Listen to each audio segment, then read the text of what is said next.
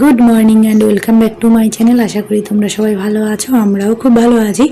কিন্তু আমার গলা এখনও ভালো হয়নি। আমার আওয়াজটা শুনে তোমরা বুঝতেই পারছো, সেই ফ্যাঁসে আওয়াজ। একটু কষ্ট করে শুনে নিও। আর এখন বাজে সকাল 6:10। ঘুম থেকে উঠে প্রথমেই আমি জামা কাপড়গুলো সার্ফের জলে ভিজিয়ে দিচ্ছি। আর এখন আমি বেশিরভাগ দিনই জামা কাপড় হাতে কাচি। আগে অল্প জামা কাপড় থাকলে তবেই হাতে কাচতাম, না হলে মেশিনেই কাচতাম।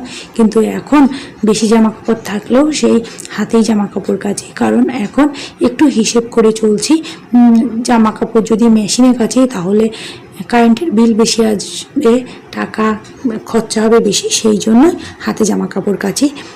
আসলে এখন আমি একটু আর কি সংসারে হিসেব করে চলি, কারণ মেয়ে হয়েছে, ও আস্তে আস্তে বড় হচ্ছে, ওর ভবিষ্যৎ আছে, ওর জন্য কিছু সঞ্চয় করে রাখতে হবে। তারপরে ওর পড়াশোনা আছে, আর আরও অনেক খরচ আছে।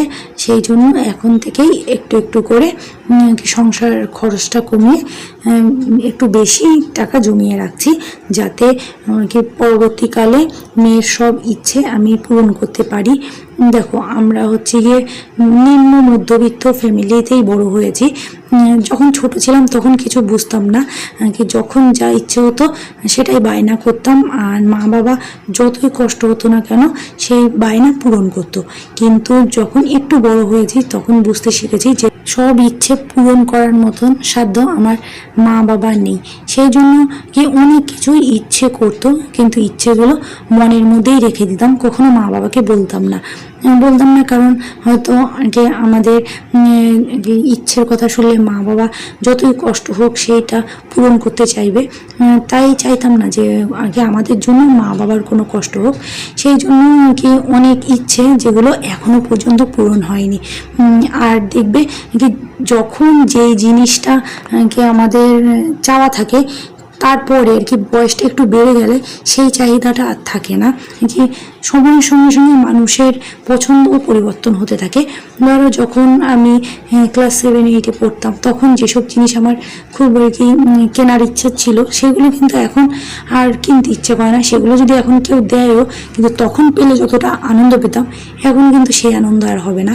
সেই জন্যই আমি চাই না যে আমার মেয়েরও কি ইচ্ছেগুলো অপূর্ণ থেকে যাক, যাতে আমি আমার মেয়ের কি সব ইচ্ছে পূর্ণ করতে পারি।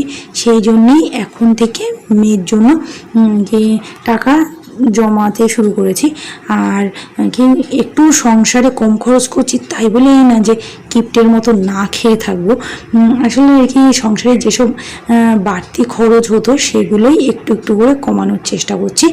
একবারে তো কমাতে পারবো না, তবুও কি আগে যা খরচ হতো একটু একটু করে বেশ ভালোই কি খরচ কমাতে পারছি। আর আগে যখন দুজন ছিলাম তখন অত চিন্তা ছিল না, খরচ করেই যেতাম। আমি এমনিতেও বরাবরই একটুখানি কিপ্টে ছিলাম। কিপ্টে বলতে গিয়ে উল্টো পাল্টা খরচ করতে চাইতাম না, কিন্তু হাজব্যান্ড ও কিছুতেই আর কি ওকে কম খরচ করাতে পারতাম না। যখন যা প্রয়োজন হতো সেটা তো আনতোই, অপ্রয়োজনীয় জিনিসও কিনে পয়সা শুধু নষ্ট করতো। কিন্তু এখন ওরও একটা দায়িত্ব বেড়েছে, ও অনেক হিসেব করে চলে, কারণ এখন বাবা হয়েছে, দায়িত্ব বেড়েছে।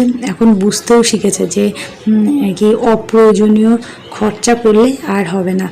এখন মেয়ের জন্য শুধু সঞ্চয় করতে হবে, কারণ মেয়ে বড় হচ্ছে আস্তে আস্তে, ওর পেছনে আর কি খরচ আমাদের বাড়বে।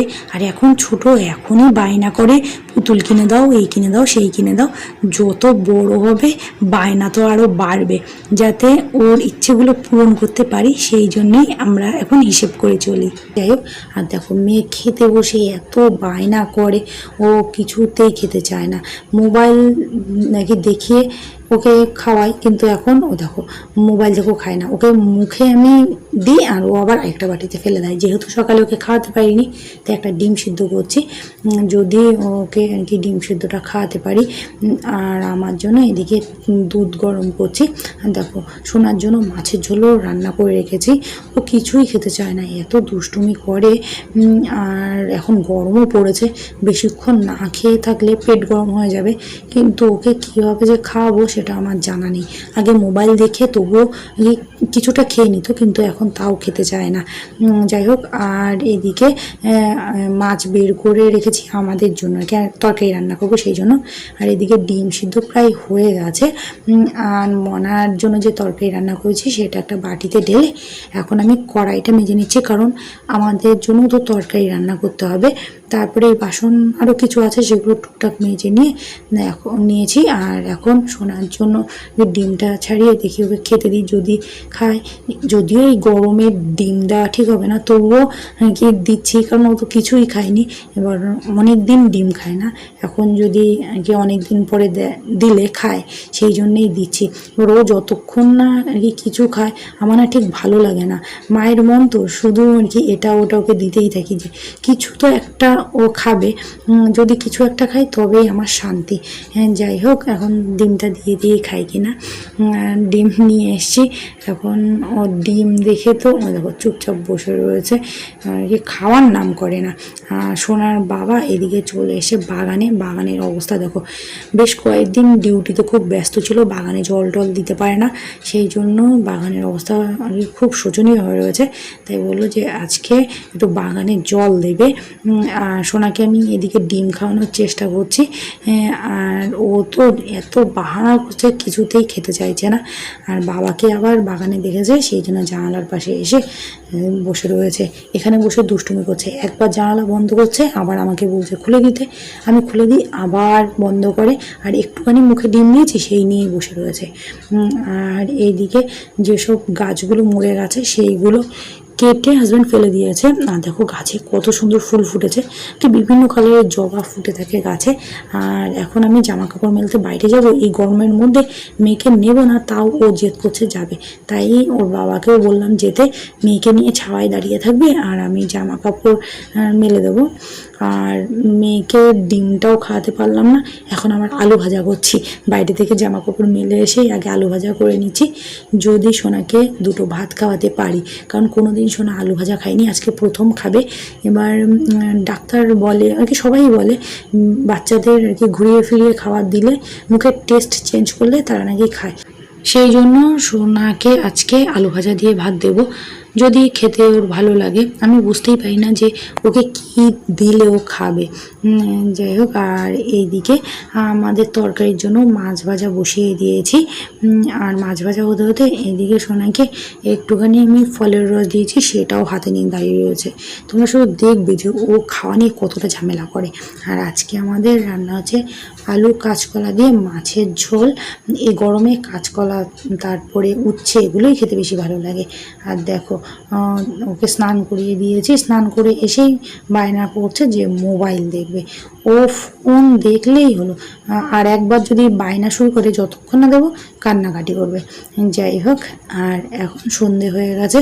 দেখো হঠাৎই ঘরে এই যে কি দরজার পাশে এই অংশটুকু ভেঙে পড়েছে। ঘরের খুব শোচনীয় অবস্থা। আগে 2 দিন সিলিং থেকে প্লাস্টার ভেঙে পড়েছিল, ভাগ্যিস যে কারো মাথায় পড়েনি। এখন আবার এগুলো পরিষ্কার করতে হবে। তো চলো আজকে আমার ভিডিওটা এই পর্যন্তই, তোমাদের সঙ্গে দেখা হবে আবার নেক্সট ভিডিওতে।